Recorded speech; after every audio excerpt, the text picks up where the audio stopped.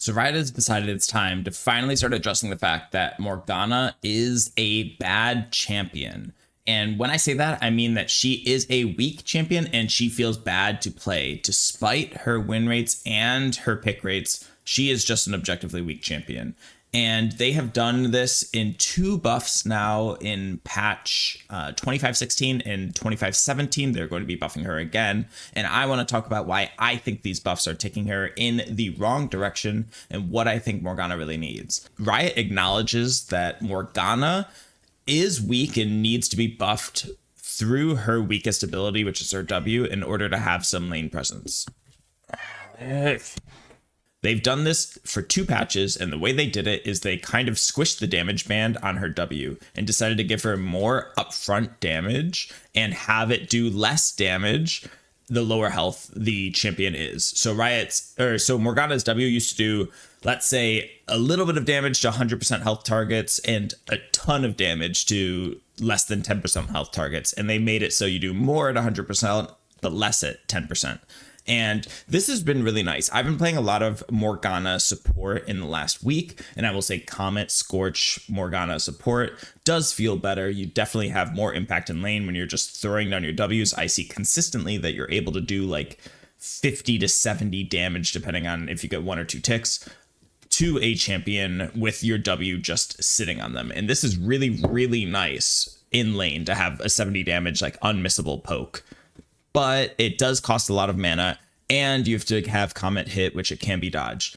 And on top of that, Morgana's jungle feels worse because her first clear has been changed because of these W damage changes, where early it feels difficult and awkward to clear your jungle from levels 1 to 3 in the first sector. And so in patch 2517, Riot has decided that they want to buff Morgana by further increasing the damage it does up front, her W, and also decreasing the scaling of the mana. Morgana's W scales from 70 to 130 mana, which is absurd and definitely a relic of the past, but it does do it for good reason, because I am a believer that Morgana is almost OP in the mid lane. I do think she's currently useless, but I think if her W gets a little bit more damage and she's able to two-shot a wave at level 3 with level 2 W, I think she'll be OP. So they need to be really careful with her mana and her W damage. And so anyway, this all builds up to me thinking that Morgana is being buffed in the wrong way. I think Morgana needs to have more than just number changes to have her be effective. And I know they're a little bit apprehensive to do a big change to Morgana. I would say the first thing to do with Morgana is identify the pain points. So the number one pain point with Morgana is the fact that she has no passive. Her passive gives her post mitigation healing, which almost never comes into play. I primarily play Morgana jungle, and I can tell you I get way more healing from killing a camp than I do from hitting a camp with my Q and a full charge W. I will go up through a camp at very low health and use my full combo on it, and I will feel like I'm not healing that much.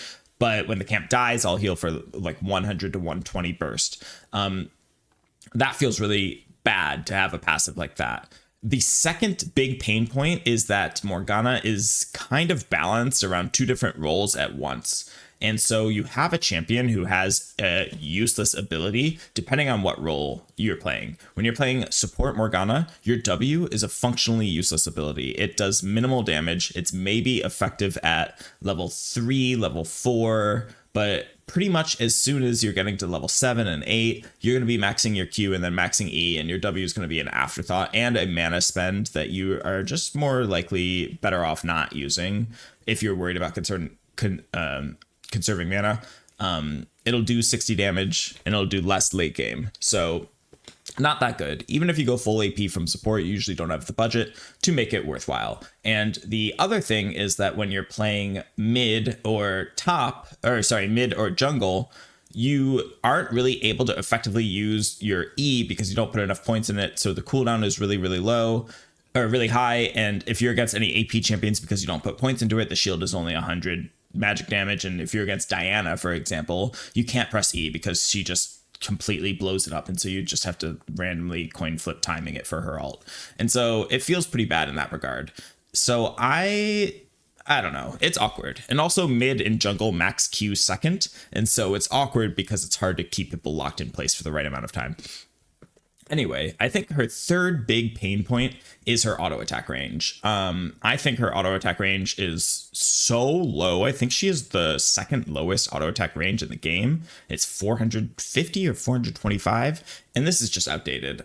This will make her better in every single role if she's just increased to 500 range, which I don't even think is that big of a range increase. Most enchantresses have ranges of 550 or more, and it's just really annoying as a champion like Morgana to struggle with those matchups, which are her hardest matchups, by the way.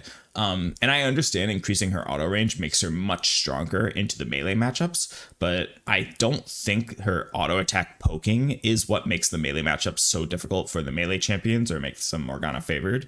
It really is just her kit, right? She kind of functions almost like a Tarek or a Braum, where she just excels, and those are her counter picks. So I think giving her auto range will be amazing for support. It'll be amazing for mid, and it'll be amazing for jungle, especially because she's a ranged jungler with red buff. Just having auto attack range feels so good. And I think the fourth big pain point is her ultimate. Morgana's ultimate feels so awkward because it wants her to be in melee range, but she is not a tanky champion, and she needs to stay in melee range for a certain amount of time or she's going to die. And most of the time when you're playing Morgana, if you are and you're squishy, the enemy is just going to kill you before your R finishes. And if you are and you Zanya's, the enemy is going to walk out of your R. And I think Zanya's is beta on Morgana. And if you are and you can stay in range of them and you chase them down, sometimes you'll be able to do damage to them, but a lot of times they'll have like treads or something, and it still doesn't even kill. And my number one pain point with their ultimate, oh my god, I just remembered this, is that she has a cast animation. And in the world of 2025, having a cast animation feels so bad. Oh my god, how many times am I walking up to somebody, mashing my R button because I'm trying to catch them, right? And I have 10 more movement speed than them, and so I'm slowly gaining. They round a corner, I tap my R, I go like, ah, and then immediately they just walk out of the range because there's that like quarter second cast animation. Get rid of that. That's so archaic, but it feels so awkward. And this is why when I play jungle Morgana, I almost always am building HP and going like a bulky bruiser AP build. I know I'm not going to be doing damage. That's my carry's job, but my job is CC. And so I'm going like Liandry's, Rylai's, all these HP stacking item. I like Bloodletter's Curse. And I do this so that I can press R and not die, right? I'm not doing like, yes, it's nice to have Rylai's and the health from Liandry's, but I would rather go full AP if I could. But the issue is if I go full AP and I press R and I'm next to Xin Zhao, for example, he's just going to go on me and one-shot me. But if I have Rylai's and Liandry's, I will only take 70% of my health, and then I'm going to W and Q him, and I'm going to kill him or get him down to 30%, and then he won't be able to kill me. You know what I mean? So I really don't think her R feels good right now, between the cast animation, the not significant slow, the amount of time it takes, and just the lack of damage she has in her kit. So what do I want to see done to address these 4 pain points? I think her passive needs to be significant, and this might be a bit of a stretch, but I think an overhaul of her passive could be interesting. I think the simplest solution would be changing it back to Omnivamp, which they removed forever ago to get Omnivamp out of the game. But Morgana is a unique case that I think it could work on. That, or they need to do maybe a change to make it pre-mitigation damage if they don't want to do a significant change. I've had fun ideas with her passive that I've been theory crafting with my stream recently. And the one that seems to be the most popular is making her a sister of Kayle and having her scale with level and being a scaling enchantress and having her abilities evolve similar to Kha'Zix, but with ultimate rank. So more, like it's more to feel like Kayle, but essentially at levels 6, 11, and 16, your abilities will evolve to be stronger and enable you. And I think the Kha'Zix path is better because being modular is nice because it would allow you to it would allow you to customize what role you're in, whether you want to max Q, W, or E, or evolve them, air quote. But you could also do a Syndra style, or maybe it's Victor, I forget which one, where when you max the ability, it changes and it gets stronger. And so that way it would really enable the different roles to feel different. But I do like the idea of scaling and evolving like Kale does. And this could be something as simple as like, I don't know, reducing the Q or increasing Q's missile speed, giving W grounding. I know that's a beaten dead horse, but whatever. Or making her E apply to yourself and one target near you. And you could even do something with the ultimate as well, where you get a shield on her ultimate or something, and you could choose to evolve 3 abilities like Kha'Zix. But I think changing her passive in some capacity like that is good. I think there is a lot of opportunity to play around with what you could do with the changes in that way. And it does make it feel like you have a distinguished support Morgana versus mid Morgana versus jungle Morgana, which is something that people frequently talk about. I do think another pain point we can address with regards to her W is to just give it grounding. I think it makes a big difference. There are a lot of annoying champions who Morgana just can't do anything against. These are champions like Jarvan, who can EQ while grounded. There are tons of champions who could buffer and get out of it. And it feels really, really bad when you're against a champion who can buffer your Q or your ult, and you drop your W and they just move out. And so they're still CC'd, but they take no damage because your W is all your damage. So I think changing W to grounding is nice, but also give you a lot of counterplay and setup for certain junglers and against certain matchups like Ezreal and Tristana and Corki and all these champions like Lucian. And it would make her stronger in these matchups. And I don't think it would make her too OP. Of course, you'd have to look at some things, but this way you wouldn't really have to buff her numbers, and so she would still have the problem of her W feeling bad, but I don't know, at least it would have utility. The other thing I think they could do with her W is have it be like almost similar to how they reworked Malzahar back in the day, where he used to have a pool ability and they tied it into his ultimate. And so maybe W can have a passive effect that does something, or an active effect that does something. And the passive is that anytime you hit somebody with the Q or the ult, it drops the W below them, right?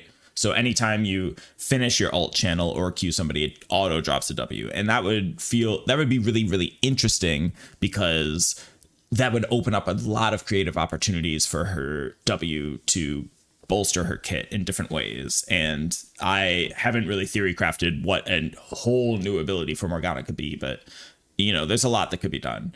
The changing to the auto attack range, I don't think this pain point has a lot of thought to really go into it. It really is just increasing her auto attack range by 50 or 75. It's just so unfun to play with that. And then with her ultimate, I think her ultimate really needs to have its cast time removed. And if not having its cast time removed, I think it needs to have a forgiveness threshold that like Karma and LeBlanc feel like they also have on their chains. And if not that, I think there are other quality of life buffs that Morgana needs. I would like to see something that buffs her tankiness with it. So imagine she gains bonus armor and magic resist, or maybe gets a shield that scales with AP. So when you go in building these AP builds, you don't feel so bad walking up to enemies and just being within 300 range of the Pantheon, right? You actually will have a shield and resistances. I think having the slow increased would be really, really nice. And I think maybe even going the new Annie route and having some MR shred on a fully channeled ult would benefit her a lot. I think there are lots of ways to affect her R to make her stronger in a way that feels satisfying and also feels good for a Morgana player and isn't OP. And this way, like, it also like opens up a lot of new combos with Morgana, because now Morgana can become a very big asset with a AP carry bot lane, which I know a lot of people hate, but like, you know, in the world of having AP carry bot lanes, which is the world we live in, like maybe having a champion with MR Shred would feel really, really good. And Morgana Lux has always been that OG combo, or Morgana Mel now. It feels, you know, it's just that combo that you're like, oh man, this lane's so annoying. But for you, it's really fun. So I think these are ways that Morgana can be changed to not have her be OP, but also make her feel better for the players who are playing her, which again, I think I am one of the most playing jungle. I am the person who plays Morgana jungle the most in North America. I don't play her support as much. There are people who do it more than me, but I do play it a lot. But definitely for jungle, she could use a little bit of love, and this W change is not good. I guess I didn't even talk about this, but the initial Morgana W change for jungle made her jungle clear feel awkward. Because it does less damage to low health targets, the current Morgana jungle meta that I've kind of min-maxed in practice tool for a while is you drop your W and insta smite the first camp that comes out in order to maximize your W damage because it scales with missing health. And so similar to champions like Zed and Echo who smite early in order to get their passives procced early, Morgana does the same thing. And now when Morgana does it, because of the changes to the missing health damage that happened to her W, she actually is not clearing the camp cleanly, where you used to have 3 Ws to insta clear a buff, and now it's 3 Ws and it's at 200 health, and you're like, okay, let me kite this to the next camp with 3 autos, and your W is ready to cast, but you don't want to cast it. It doesn't feel good. So hopefully this 25-17 patch addresses that, but I don't think Morgana jungle really liked the change that came in 25-16 personally. But yeah, let me know your thoughts. I think this is a interesting change to Morgana that could really, or these are some interesting changes to Morgana that could really help her and make the community like her more, and would be like well received by most people. I don't think it would make her OP, but let me know what you think, and let's talk about Morgana changes in the future. Anyway, love Morgana forever. Morgana love 2025. We love Morgana. Hey, meow. Have a good day.